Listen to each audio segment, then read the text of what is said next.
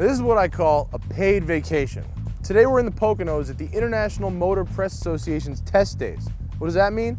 Well, it means there's a giant parking lot full of cars with keys in them. We get to go drive them. And the second half of the show, I'm going to show you a couple of my favorites from this event. But first, is Porsche coming out with a 4-cylinder 911? We show you the new spy shots from the Mustang, and it's possible the Mini may go all-wheel drive. I'm Matt Farah from Garage 419. You're watching Fastlane Daily.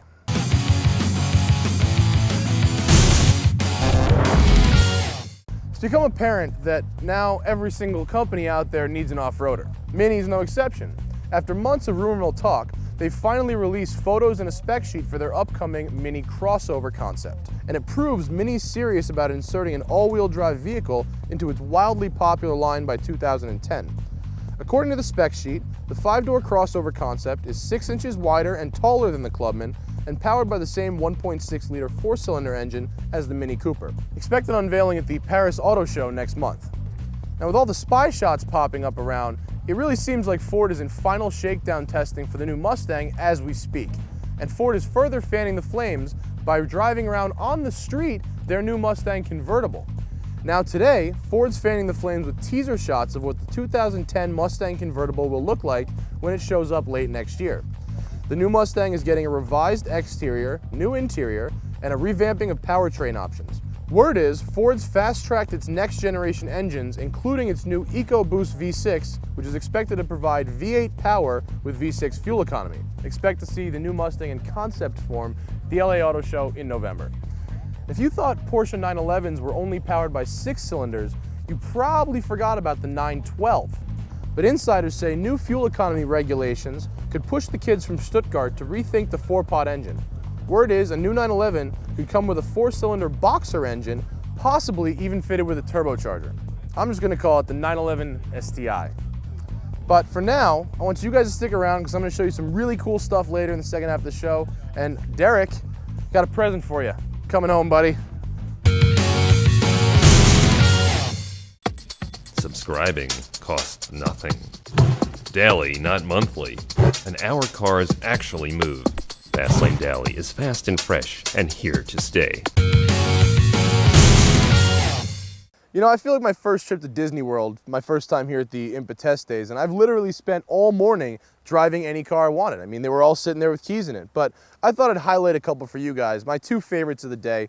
I pulled out the brand new Audi RS4 Cabrio and the brand new Mercedes AMG SL63.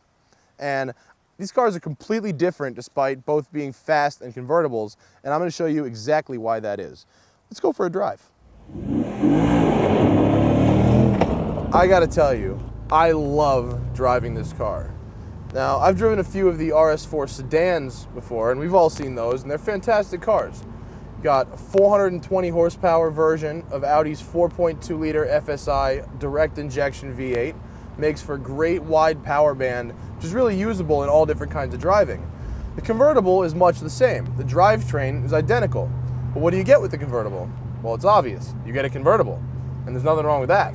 The RS4 cab is actually the rarest Audi in the US right now. Only 300 were imported, and there are actually more R8s in the US than there are RS4 convertibles. So you're buying into a pretty rare car if you manage to get a hold of one. The newly redesigned SL63 AMG is a serious rocket ship.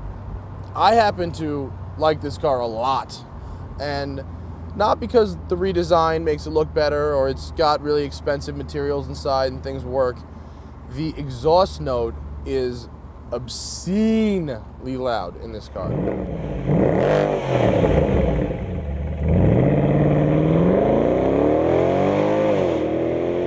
It is, you hear that? That is the best sounding stock exhaust I've ever heard in my life. God bless them if they decide to put a stick shift in this car one day. And just because it's not stick though, doesn't mean you can't have a lot of fun in it.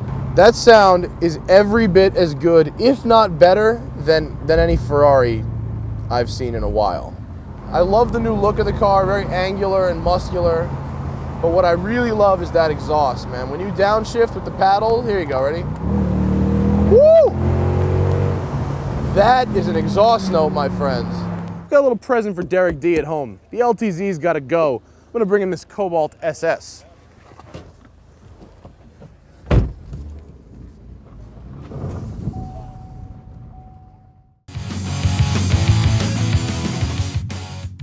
Next New Networks, exclusive video partner for the Web 2.0 Expo, September 16th through the 19th.